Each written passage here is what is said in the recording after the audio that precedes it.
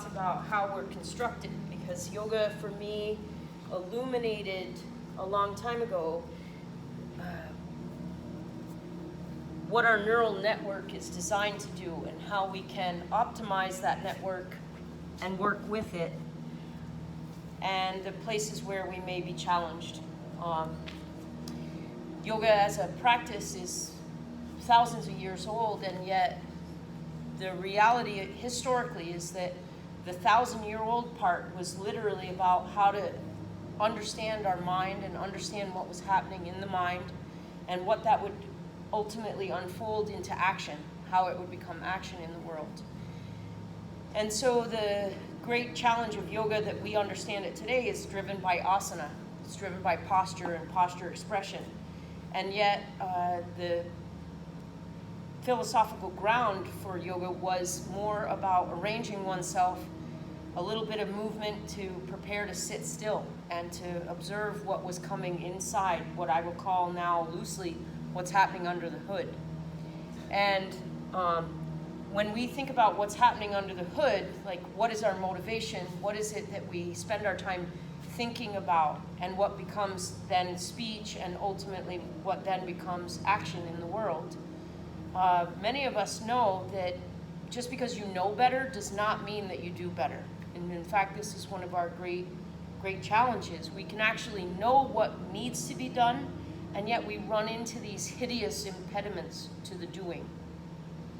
And by hideous, I may mean, there's even more shame and guilt that gets loaded in when you're like, I know what I need to do, but fuck it, I can't. I'm struggling with doing it. And I just can't find my way into the doing.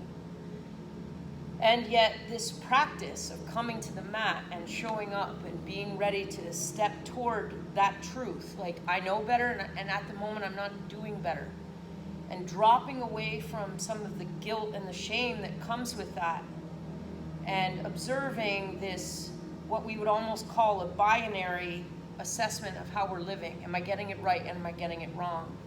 And for many of you, you know that I discuss the practice that we're about to engage in as something larger than that. And in fact, trying to cram yoga and the actions that we take on the mat under the hood into, is there a right about this or a wrong about this, negates the actual transformative power of it, because it's the wrong question to ask.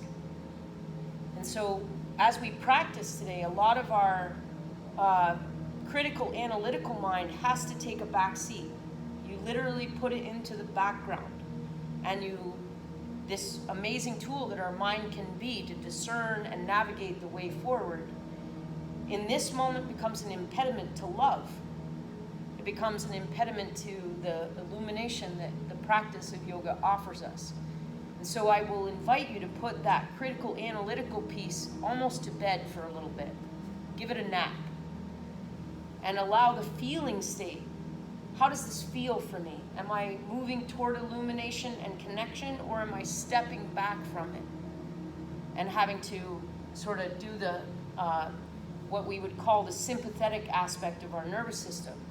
Fighting, resistance in the body. Again, I speak in very plain terms. If you find that your pucker's puckered, this is too much effort. You're in resistance. If the body's in resistance, you're fighting. And if you're checking out completely mentally, you're fleeing. And if you find yourself in that space like, I don't know what I'm doing, you're actually in that freeze space of the nervous system.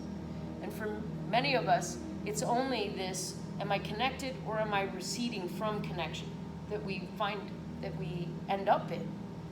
And as a result, our lives become incredibly narrow and dry. So as we step into the practice today, the work is literally let the critical analytical recede. See if you can observe what's happening without evaluating it by this right or wrong. And the other way I talk about this is don't push, don't pull.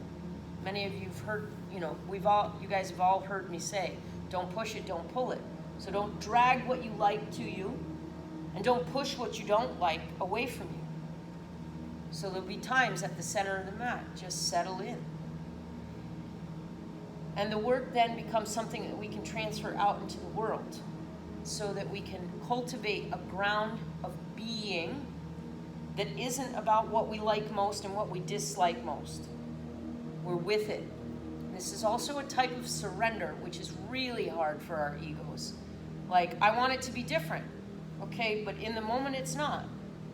So part of it is this interweaving of discernment. If I want it to be different, my action right now has to be to accept it as it is and to start to cultivate willingness and readiness to go in a different direction.